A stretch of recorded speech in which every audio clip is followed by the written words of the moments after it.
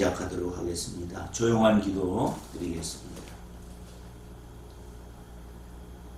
지난 한 달 동안 가정의 소중함을 깨닫게 하시고 새로운 달을 맞이하여 하나님의 은혜가 가정으로부터 시작해서 나라와 민족 가운데 함께하기를 소망합니다. 여전히 기승을 부리고 있는 코로나로 말미암아 우리의 마음이 낙심되지 않기를 소망하며 코로나 백신이 코로나를 예방하듯이 하나님 말씀이 인생의 백신이 될 수 있도록 우리 하나님께서 도와주셔서 하나님의 말씀으로 날마다 든든히 서가는 우리의 삶이 되게 하여 주옵소서. 이 시간에 이 장소나 또 창문을 열어놓고 말씀을 나누는 성도들이나 모두가 함께 은혜되기를 소망하며 예수님 이름으로 기도 올립니다. 아멘.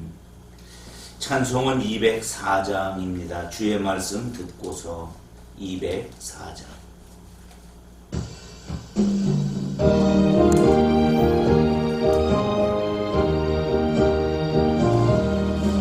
주의 말씀 듣고서 준행하는 자는 안석 위에 터닫고 집을 지음 같아 비가 오고 물나며 바람 부딪혀도 안석 위에 세운 집 무너지지 않네. 잘 짓고 잘 짓세 우리 집 잘 짓세 만세 반석 위에다 우리 집 잘 짓세 주의 말씀 듣고도 행치 않는 자는 모래 위에 터닫고 집을 지음 같아 비가 오고 물나며 바람 부딪힐 때 모래 위에 세운 집 크게 무너지네. 잘 짓고 잘 짓세 우리 집 잘 짓세 만세 반석 위에다 우리 집 잘 짓세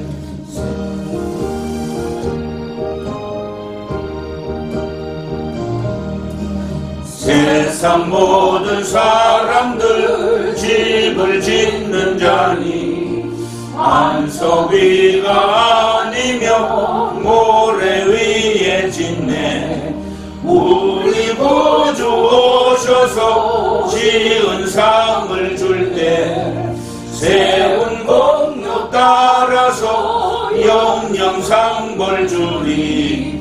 잘 짓고 잘 짓세 우리 집 잘 짓세 만세 반석 위에다 우리 집 잘 짓세. 아멘. 오늘 나눌 하나님의 말씀은 잠언 17장 1절부터 14절 말씀입니다. 잠언 17장 1절부터 14절 말씀.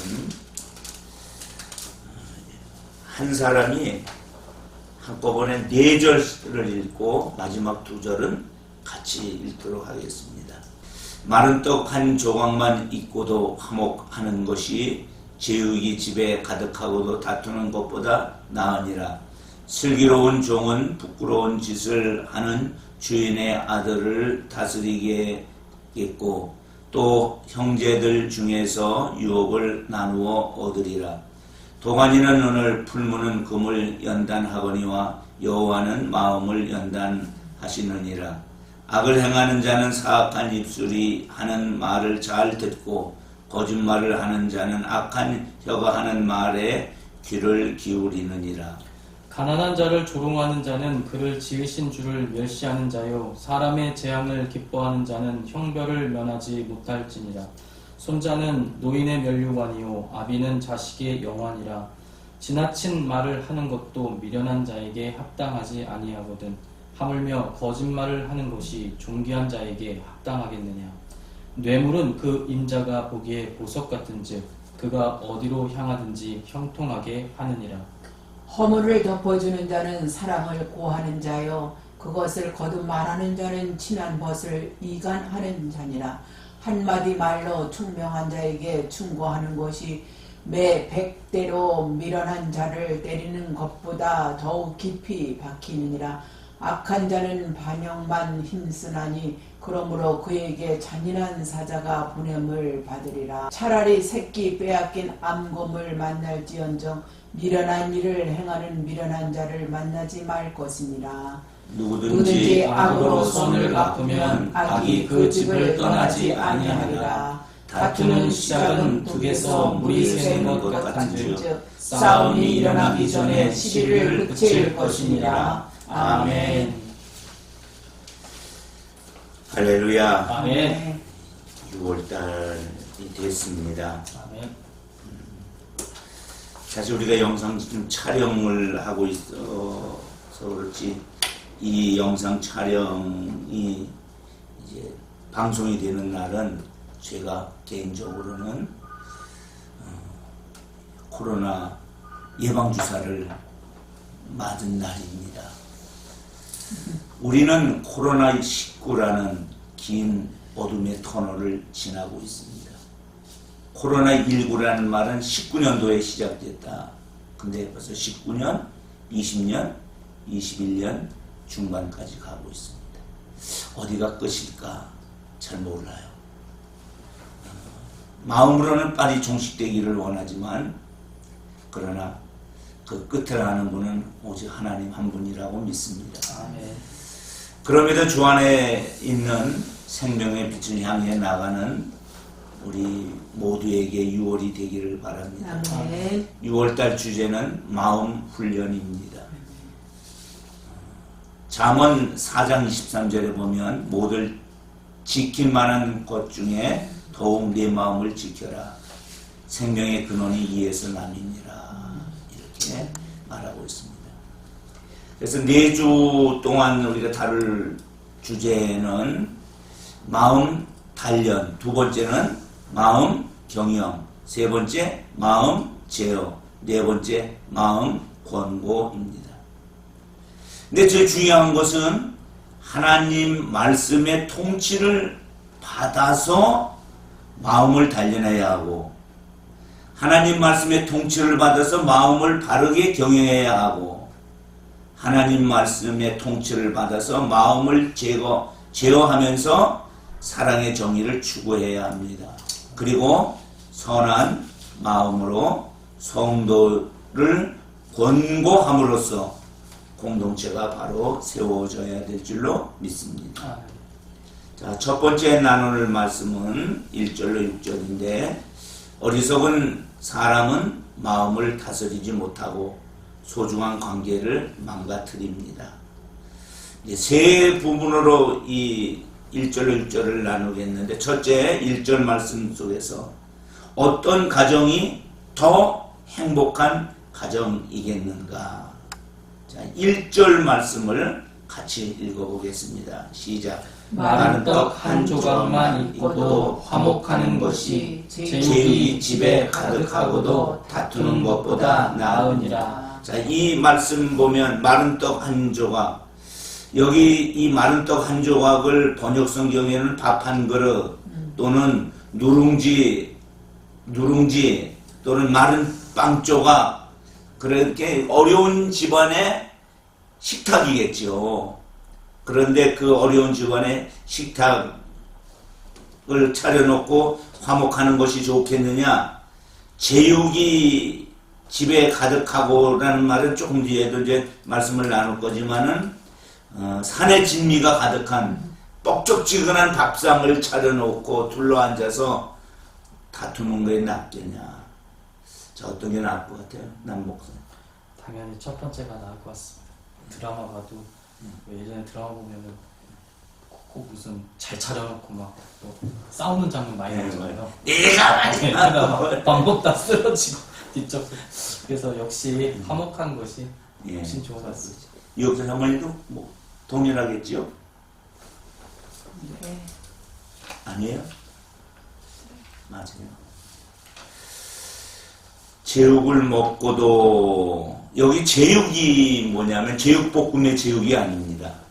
이 제육은 그 희생 제물, 유대인들이 고기를 먹을 수 있다는 것이 거의 불가능하죠. 어떻게 뭐 소를 때려잡고 돼지를 잡고, 돼지는 원래 안 먹는 거니까는 양을 잡고 그렇게 집에 있을 수는 없죠. 그래서 고기를 먹는 날이 어떻게 보면 제사드려서 그 제물을 제사장에게 드리고 하나님께 드리고 나서 남은 것으로 먹는데 그 집에 제육이 많아.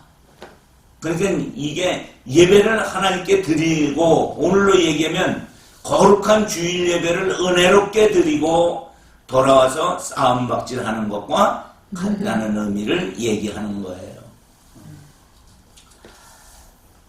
지혜로운 사람은 평화의 제사를 드리는데 그치지 아니하고 평화의 정신을 가정에서 구원해야 되는데, 정말 우리 가정이 예배를 드리고 드린 자의 삶을 얼마나 살아가느냐 하는 것이 소중한 그런 삶이 될 줄로 믿습니다. 두 번째로 이제 2절, 4절, 5절, 3절 가지고 말씀 나누는데, 슬기로운 종과 악을 행하는 자는 어떻게 대조가 되는가라는 말씀입니다. 2절을 읽어보도록 하겠습니다. 시작. 슬기로운 종은 부끄러운 짓을 하는 주인의 아들을 다스리겠고 또 형제들 중에서 유업을 나누어 얻으리라. 아멘. 아멘. 여기 슬기로운 종이 있어요. 이 사람은 종으로부터 출발해요. 그런데 무슨 종이에요?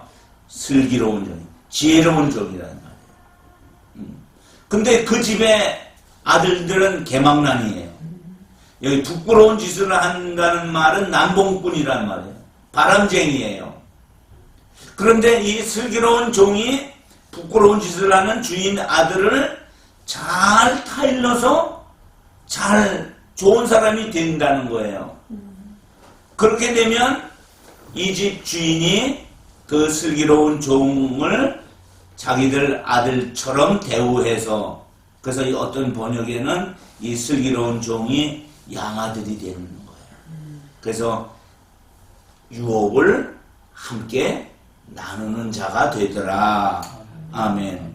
자, 4절 말씀도 읽어봅시다. 시작. 악을 행하는 자는 사악한 입술이 하는 말을 잘 듣고 거짓말을 하는 자는 악한 혀가 하는 말에 귀를 기울이니라. 예. 악한 자는 악한 말을 잘 듣고 거짓말하는 자는 거짓말을 잘 듣더라. 참 이게 더 악순환되는 거죠. 자, 5절 말씀 시작. 가난한 자를 조롱하는 자는 그를 지으신 주를 멸시하는 자요, 사람의 재앙을 기뻐하는 자는 형벌을 면하지 못할 자니라. 가난한 자를 조롱하는 걸, 누구를 멸시하는 거라 그랬어요? 지으신 이가 누구예요? 하나님. 만약에 이 말씀을 가슴에 새겨두고 살면 가난한 사람을 소중히 여기는 것은 하나님을 소중히 여긴다는 생각을 가지면 함부로 대하지 않겠지요. 그래서 슬기로운 종은 비록 종이지만 어리석은 아들을 지도하는 지혜가 있어서 아들로 입양되어 형제 중에서 유산을 받을 수 있다. 참 감사하지. 어떻게 보면 구약 성경의 요셉 같은 자일 수 있습니다. 가는 곳마다 그의 슬기로움이 형통의 삶을 그로 하여금 살도록 한 줄로 믿습니다. 악을 행하는 자는 거짓을 분별하지 못하고 가난한 자를 무시하다가 하나님의 형벌을 받을 수 있다. 이렇게 이제 우리가 말씀을 나눠보면서 오늘도 우리 주변에 이 가난한 사람들, 어려운 사람들, 병들어 있는 사람들, 낙심되어 있는 사람들 많이 있는데 그들을 대하는 태도가 하나님 앞에 내 모습이 되는 줄로 믿고 우리가 조심해야 될 줄로 믿습니다. 세 번째, 주님이 단련시키는 것이 무엇일까? 자, 3절을 같이 읽어봅시다. 시작. 도가니는 은을, 풀무는 금을 연단하시니와 여호와는 마음을 연단하시느니라. 아멘. 하나님은 뭘 연단해요? 마음. 무슨 마음? 사람의 마음. 네, 사람의 마음. 슬기로운 종과 악인을 결정하는 기준은 마음의 재련 여부예요. 즉 마음에서 악한 것을 뽑아내야 됩니다. 즉 슬기로운 종은 마음을 재련하지만 악인의 마음은 전혀 재련되어 있지 않다는 것입니다. 도가니는 금속이나 철광석을 녹이기 위해서 만든 거푸집 같은 거예요. 그 통이에요. 풀무는 이게 선풍기 같이 불의 온도를 높이기 위해서 바람을 불어넣는 도구예요.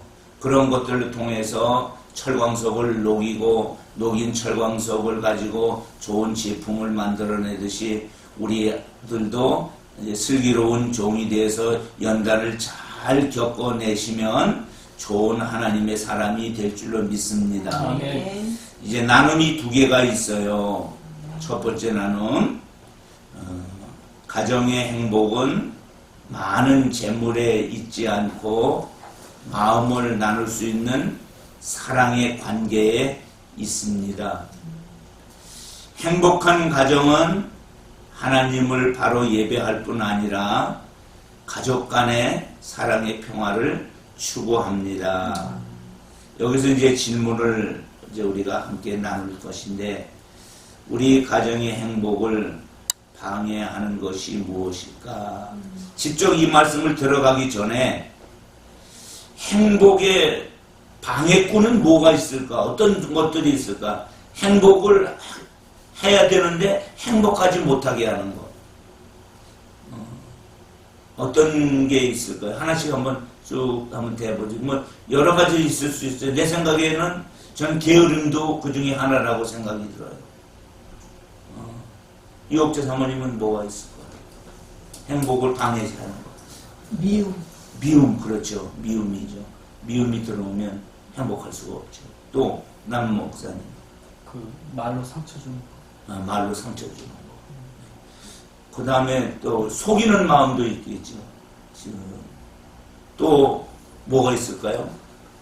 무관심도 있을 거예요. 가정에 무관심 해버리는 것.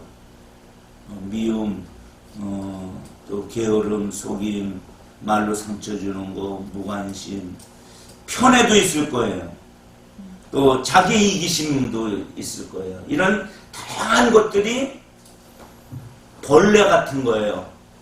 나무 잎을 이렇게 갉아먹으면 나무 잎이 결국은 떨어져 버리듯이 나중에는 나무 잎만 떨어지는 게 아니라 나무를 못 쓰게 만듯이 가정을 파괴하는데, 혹시 우리 가정의 행복을 방해하는 것이 있다면 참 이게 이야기 나누기가 좀 애매하기는 할 텐데, 혹시 그런 게 보이는 게 있다면 남 목사님 뭐 가져와 준비해 왔어요?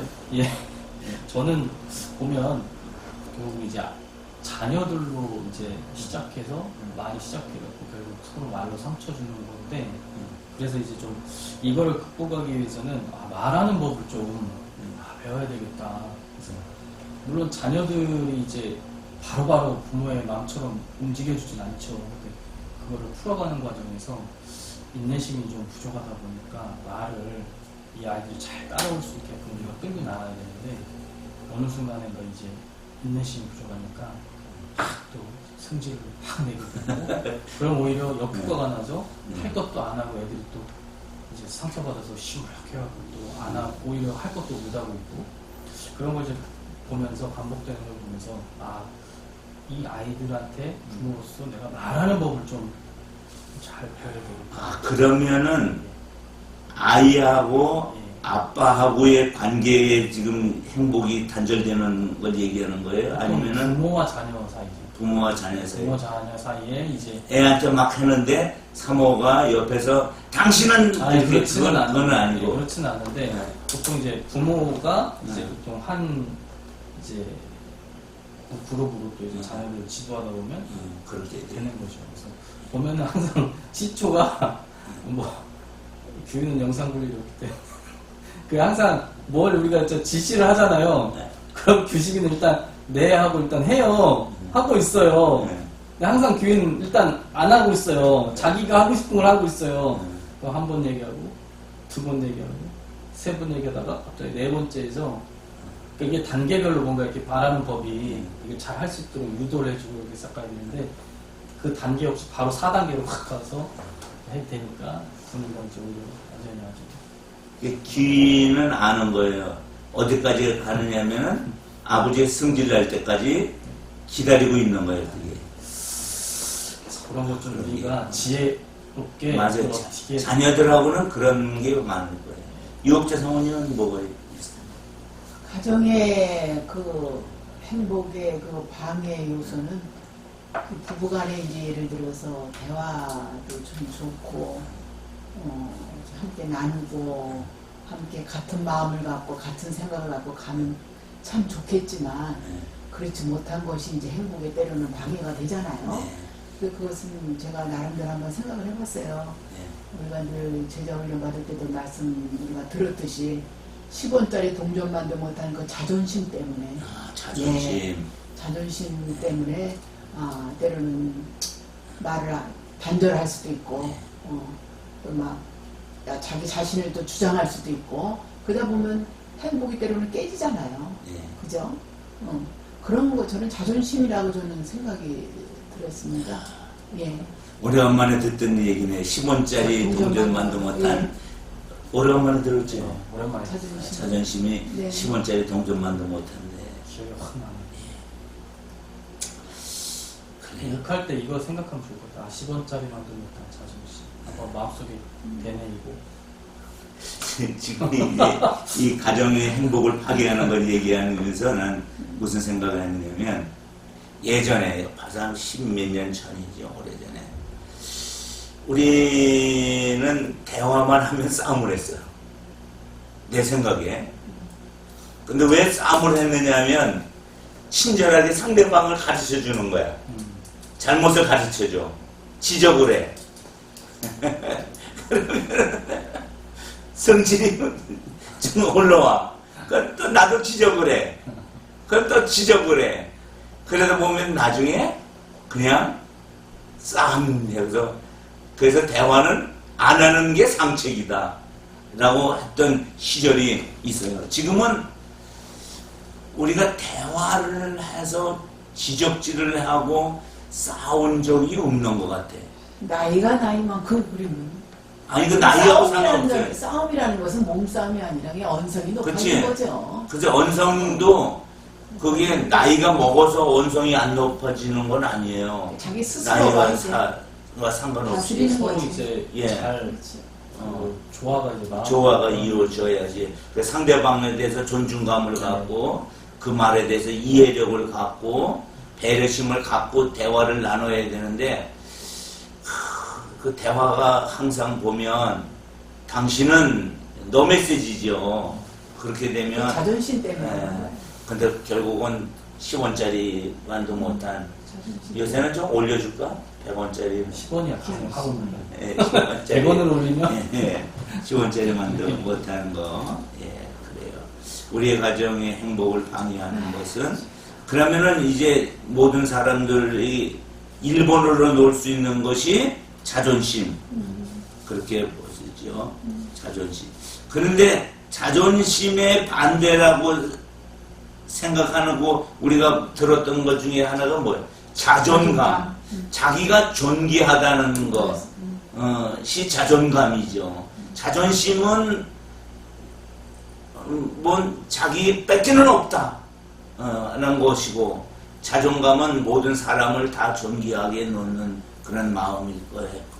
그래서 자존감은 높이고 자존심은 줄여야지요. 네. 두 번째 나눔 들어가겠습니다. 하나님은 말씀으로 백성의 마음을 재련하십니다. 말씀으로 이제 단련시키시는데 그러나 어리석은 자들은 말씀의 통치를 받으려 하지 않습니다. 마음이 단련되지 못한 자는 악한 행위를 분별하지 못하고 인간관계 속에서 불화를 일으킵니다. 자, 질문이죠.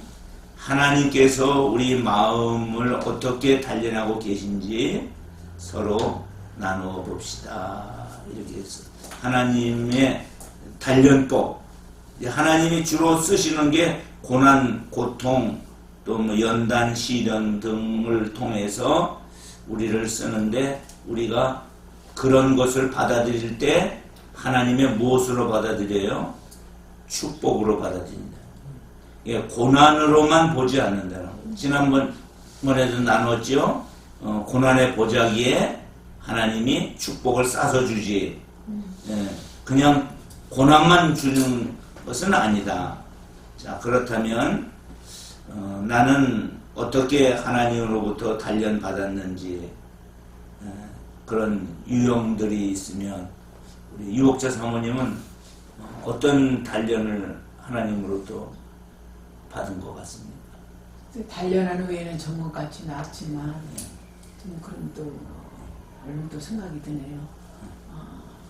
대장간을 좀 생각해 봅니다. 새를 넣기 위해서 예, 대장간 주인이 원하는 것을 만들 때에는 그 뜨거운 불문불에 예, 그것을 녹여가지고 그렇죠. 뜯기고 그렇게 하듯이 우리 자신도 때로는 하나님께서 우리를 단련하신 후에는 정금같이 나를 쓰시기 위해서 만드시니까 우리가 거기에 더욱더 순종하며 지혜롭게 반응을 보여야 되는데, 그것은 저는 좀 그렇게 크게 뭐 단련했거나 뭐 그런데 일단은 저는 그럴 때마다 이제 기도 하나님 앞에 가까이 하는 그거밖에 없었던 것 같아요. 근데 유혹자 사모님 삶 속에서 내가 가장 많이 변화됐다. 그게 결국은 단련됐다는 거죠. 그거 때문에 뭘까요? 자신을 이제 내 자신 제어하는 건데 자신 스스로가 빌립보서 2장 5절의 말씀이 저는 늘 마음에 묵상하고 있습니다. 너희 안에 이 마음을 품으라 곧 그리스도 예수의 마음이라고. 예수 마음 품자. 예. 바울이 빌립보서를 쓰면서 예수님의 마음을 우리가 갖기 위해서는 내 자신이 더 제어해야 되잖아요. 언어, 행동, 내 자신 하고 싶은 말, 그러나 듣고 싶은 말을 해야 되는데 하고 싶은 말을 할 때가 많이 있잖아요, 삶에서. 그래서 그런 것을 보면서 내가 자신이 많이 좀 변화하고자 노력을 하는 것 같습니다. 하고 싶은 말과 듣고 싶은 말이 있는데, 우리는 화가 날수록 무슨 말을 해요? 하고 싶은 말. 하고 싶은 말을 해서 상대방을 속을 긁어놓지요. 근데 상대방은 듣고 싶은 말을 원하는데, 이제 그게 참 지혜로운 것 같아요. 그러나 듣고 싶은 말만 해줄 수는 없어요. 그 말이 그 사람에게 양약같이 되어야 되는데, 실제적으로는 바로 살아야 될 말을 해줘야 되는데, 그렇게 하기 위해서는 관계 형성이 잘 되어야 되겠죠. 관계도 형성되지 않았는데, 받을 준비도 안 됐는데 하고 싶은 말 쏟아내버리면 그게 들어야 될 말이랄지라도 듣지는 않겠죠. 남 목사님은 삶 속에서 진짜 나는 내가 꼭 들어야 될 말이지만 이런 말을 했을 때 나는 상처가 됐다. 혹시 그런 거 있어요? 지난번에 손 짧아가지고 그런 큰 말이고. 신체비야. 그건 뭐 학창 시절부터 쭉 있었. 예. 다리가 짧다 보니까. 그 얘기 혹시 못 듣는 사람이 있으면 그쵸. 다 알아요. 다 알죠. 다 들었어요. 뭐 일단은 뭐 신체적인 거는 내가 모든 게 짧기 때문에 학창 시절에 많이 이제 놀림을 근데 많이 왜 놀림을 당했냐면 원래 짧지가 않았어요. 제가 중학교 1학년 때까지는 최장신의 내가 그거는 이해하시죠? 충분히 이해하죠. 초등학교 때 조기성장, 급성장을 해가지고 내가 저 뒤에 있었으니까. 골리앗 소리를 듣다가 이제 갑자기 이제 추월을 당하면서 일본 대대. 그쵸. 예. 근데 이제 뭐 요즘은 글쎄요 막 예민하게 반응하는 말은 많이 준 것 같아서 찾기는 어렵고요. 그건 뭐 어떤 오늘 질문에서 일단 어떻게 하나님이 단련하셨는가 그거를 좀 묵상해 봤는데 하는데 과거에는 인생의 상황들을 통해서 많이 단련하신 것 같아요. 그래서 상황 속에서 이해되지 않는 상황, 또 좀 마음이 아픈 상황 이런 거를 통해서 돌아보게 하고 훈련하셨다면 요즘은 말씀을 통해서 이제 기도실 만들어서 거기서 이제 통독을 하는데 요새 사무엘 읽는데 말씀의 모든 내용이 난 저한테 하시는 말씀처럼 콕콕 찌르는 말씀들이 들어오면서 이제는 인생의 상황들로가 아니라 말씀에 이미 그 상황들을 겪은 사람들 그 이야기를 읽게 하심으로 이제는 저를 단련해 나가시는구나. 말씀으로 이제 단련을 참 좋은 단계까지 온 거예요. 그래서 주먹으로 다스리기 그전에 행처를 다스리지 않고 이제는 말해도 듣는 단계가 되니까 얼마나 좋은 단계까지 온 거예요. 우리 이옥재 사모님 여기에 대해서 더 덧붙일 게 있으십니까? 별 없고요. 예. 그냥 나 자신을 그냥 예. 저 복종시키는 것밖에 없습니다. 예, 저는. 그렇죠. 자신을 네. 그냥 말씀 앞에 내려놓게 해야죠. 이제 두 번째로 들어가도록 하겠습니다. 어리석은 자는 말로 관계를 파괴하지만 존귀한 자는 말로 사랑의 관계를 만듭니다. 관계를 파괴하는 사람, 관계를 더 만들어가는 사람. 이 말을 피스메이커와 트러블 메이커로 예전에 많이들 이야기했었죠. 그래서 첫 번째, 존귀한 자에게 합당하지 않는 것이 무엇이 있습니까? 정답이 뭐예요? 거짓말이 어울리지 않는다. 자, 7절 말씀 우리 읽어봅시다. 시작. 지나친 말을 하는 것도 미련한 자에게 합당하지 아니하거든. 하물며 거짓말을 하는 것이 존귀한 자에게 합당하겠느냐. 지나친 말이란 탁월한 입술이라는 뜻이 있어요. 그러니까 미련한 자에게 탁월한 말이 가능하겠느냐 이거야. 그렇지만 만약에 미련한 자가 아주 탁월한 말을 하면 그는 미련한 자가 아니죠. 예. 어울리지 않아요. 하물며 존귀하다고 그렇게 불림을 받는 사람이 거짓말을 한다는 것은 더욱 어울리지 않는다는 것이죠. 악을 행하는 자의 중요한 특징이 무엇일까요? 거짓말이에요. 존귀한 자는 진실을 말하고 그 말에 책임을 져야 합니다. 그래서 잠언에서 존귀한 자는 사회에서 공직을 맡아 정의를 행하는 자라고 잠언 8장 16절에 말하고 있어요. 제가 한번 읽어드릴게요. 나로 말미암아 재상과 존귀한 자 곧 모든 의로운 재판관들이 다스리느니라. 그러니까 공직자는 존귀한 자가 되어야 된다는 거예요. 그래서 그 말에 있어서 거짓이 없어야 된다. 아멘. 말이 그냥 뭐 아무것도 아닌 것처럼 보이지만 말 때문에 사람을 죽이기도 할 수 있고 말 때문에 사람을 살릴 수도 있다는 거예요. 존귀한 자는 사랑과 정의의 말을 통해서 사회에 선한 영향력을 끼치고 있다. 이렇게 볼 수가 있습니다. 자, 두 번째 말씀으로 가겠습니다. 어리석은 자는 벗의 허물을 거듭 말함으로 어떤 결과를 초래합니까? 자, 9절 말씀 우리 이옥자 사모님이 읽어주세요.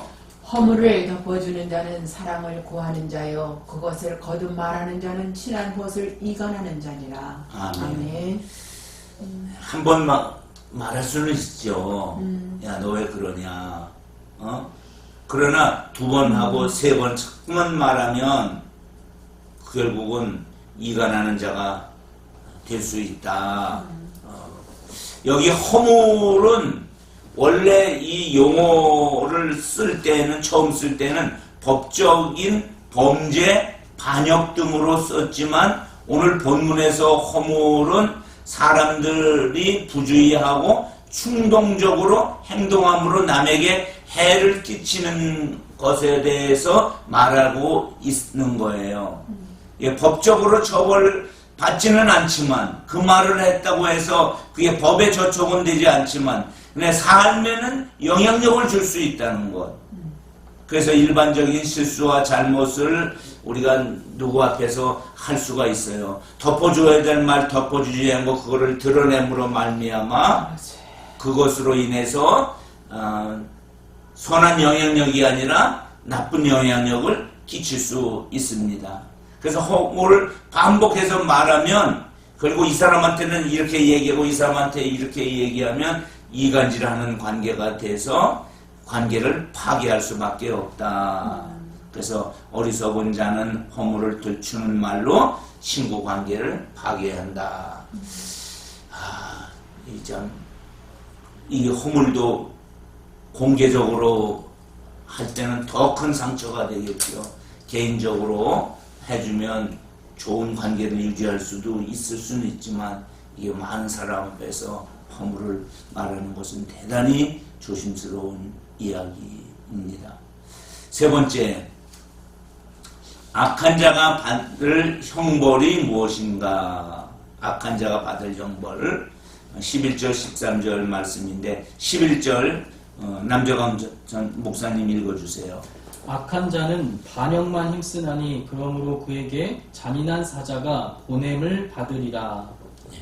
13절 유옥수 사모님. 누구든지 악으로 선을 갚으면 악이 그 집을 떠나지 아니하리라. 예. 악한 자가 반역만 힘쓰나니 악한 자는 반역만 힘쓰나니 그러면 그에게 뭐가 떠나지 않아요? 잔인한 사자가 떠나지 않는 거예요. 그에게 잔인한 사자가 항상 그 집에 있는 거예요. 잔인한 사자는 죽음의 사자를 이야기해요. 거부할 수 없는 수많은 죽음의 권세들을 의인한 것이 잔인한 사자인데 악한 자는 반역만 하다가 결국은 영원한 사망에 이르게 된다는 겁니다. 13절에서 악으로 손을 갚는 자는 악이 그 집을 떠나지 않는다. 여기 우리가 좀 조심해서 읽어야 돼요. 이게 뭐를 갚아요? 악으로. 원래 뭐를 갚아야 되죠? 손으로 악을 갚아야 줘야 되는데 악으로 손을 갚는 자들이 있어요. 우리 주변에 이런 사람이 없어야 되는데 근데 나는 선하게 대했는데 돌아오는 것이 악한 것이 돌아올 때 마음에 무수히 큰 상처를 받게 되죠. 이게 교우 관계에서는 더 그럴 거예요. 전혀 그렇게 예상하지 않았는데 이런 일들이 벌어지는 것을 보면서 마음이 많이 상처를 입게 됩니다. 나눔 세 번째로 들어가겠습니다. 미련하고 악한 자는 거짓말, 이간질하는 말, 반역하는 말, 선을 악으로 갚는 말, 싸움을 일으키는 말을 합니다. 별 말을 다 하네. 다시 한번 남 목사님 읽어보세요. 미련하고 악한 자는 거짓말, 예. 이간질하는 말, 예. 반역하는 말, 선을 악으로 갚는 말, 싸움을 일으키는 말을 합니다. 이 중에 하나만 해도 참 대단한 건데 말이라는 것은 다 하게 돼요. 그 결과가 파괴가 되고 그래서 뭐가 파괴가 돼요? 관계가 파괴돼요. 사람들의 마음에 깊은 상처를 남깁니다. 하지만 존귀하고 지혜로운 사람은 관계 속에서 사랑을 일으킵니다. 그러면은 이제 우리는 어떤 사람이 되어야 되냐? 우리의 언어 습관이 가족, 친구, 공동체, 사회에 어떤 영향을 끼치고 있는지 나누어 봅시다. 우리의 언어 습관, 우리 유혹자 사모님, 나는 이런 말은 절대로 난 안 하겠다 하는 것이 있어요 혹시? 이런 말은 나는 진짜 하지 않았다. 죽이는 말이겠죠. 예, 죽이는 말. 죽이는 말이겠죠. 예. 죽인다는 것은 뭐 살인만 해서 죽이는 것이 아니라 예. 그런 거겠죠. 그런 말은 또 그래서는 안 되죠. 그 남의 험담이라든지 여기 앞에 있는 이런 미련하고 악한 자가 하는 말 이런 거 우리가 하지 말아야 되는 건데, 근데 남 목사님 거짓말을 어떻게 생각하세요?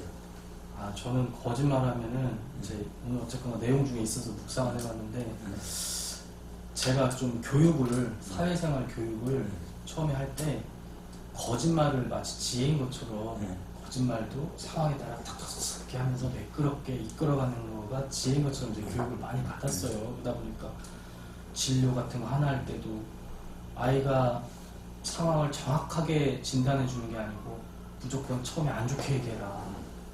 그래야 나중에 상황이 좋아지면 칭찬받고 안 좋아져도 욕 안 먹고 막. 그래서 뭔가 이런 그 통용되는 그런 걸 많이 교육을 받았어요. 그래서 신앙임에도 불구하고 그 통용되던 것들을 아무렇지 않게 쓰던 삶을 많이 살았는데, 참 지금 생각해 보니까 아까 말씀 중에도 나왔지만 존귀한 자에게 그게 합당하지 않은 것인데 내가 너무나 입술에 죄를 많이 졌구나, 번색도 많이 들었고, 또 제가 이렇게 남을 좀 재밌게 해주려고 이렇게 하다 보니까 속된 말로 깐족된다고 하죠. 상대를 조금 낮춰서 분위기를 좀 재밌게 해보려고 하는 걸 많이 했는데, 요 나눔을 묵상하면서 난 이제 한 단계 수준을 높여서 좀 수준 높은 유머, 상대도 기분 좋으면서 분위기에 도움도 되고 또 지적인 자극도 줄 수 있는 난 이제부터 수준 높은 그런 유머를 구사하는 그런 신앙인 돼야 되겠다.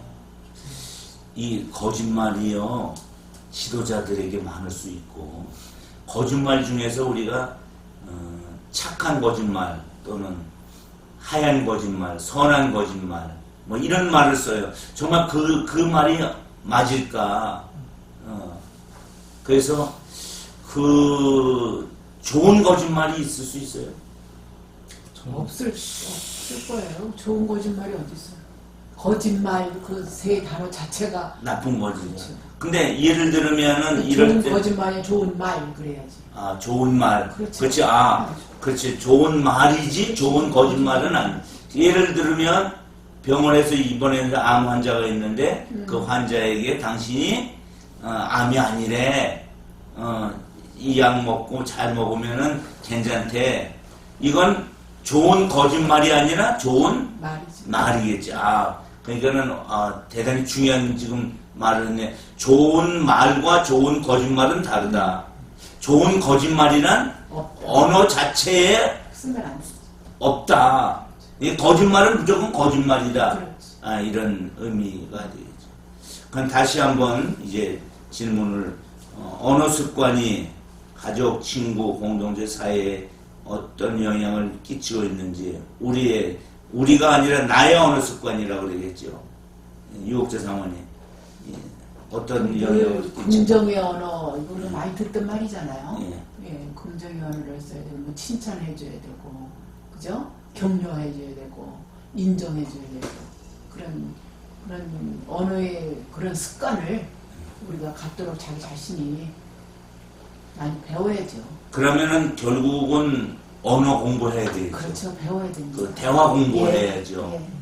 이 대화 공부가 몰라서 못하는 경우도 실제적으로 많아요. 이럴 때 어떻게 해야 되느냐. 남재강 목사님은 어떤? 나의 언어 습관이 이제 미친 영향. 이건 어떻게 보면은 내 평가보다는 주변 사람들의 평가가 더 정확할 수 있다고 생각이 되는데, 좀 자기 자랑한테서 정말 그냥 그래도 주변 사람들이 싫은 얘기는 안 해줬어요. 남 목사 오면 뭐 분위기가 좋아지는 것 같아, 살아나는 것 같아. 군대에 있을 때도 폭력 이런 게 쓰지 않았음에도 불구하고 아이들이 그렇다고 뭐 사고치고 그러지도 않았거든요. 열심히 하는데 분위기도 좋았다고 평가를 주변에서 해주고 하니까 그래도 조금 좋은 영향을 끼치지 않았나. 그게 이게 언어라는 게, 나는 좋은 말을 이렇게 했다고 했는데 가끔씩 그 말이 상대방에는 아픈 말로 들릴 수도 있어요.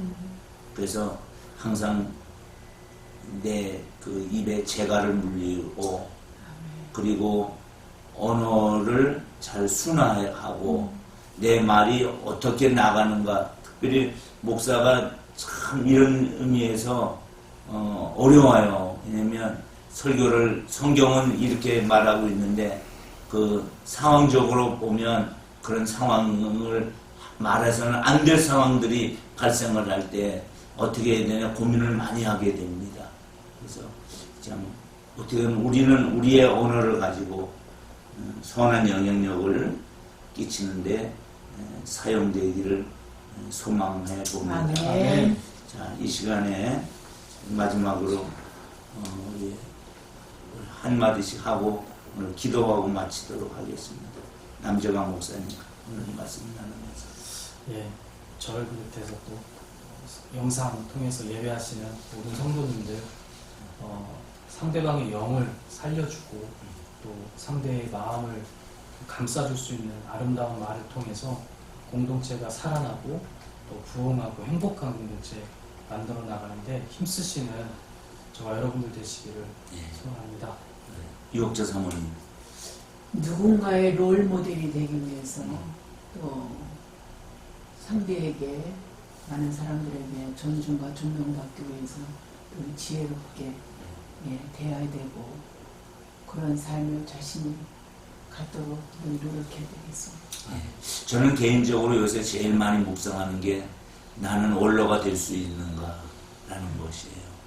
그래서 원로란 그 사람이 가진 직책으로 되는 것도 아니고 학식으로 되는 것도 아니고 그 사람이 돈으로 되는 것도 아니고 그래서 선한 영향력으로 이제 원로가 되는데 저는 내 인생에서 참 원로가 되고 싶다.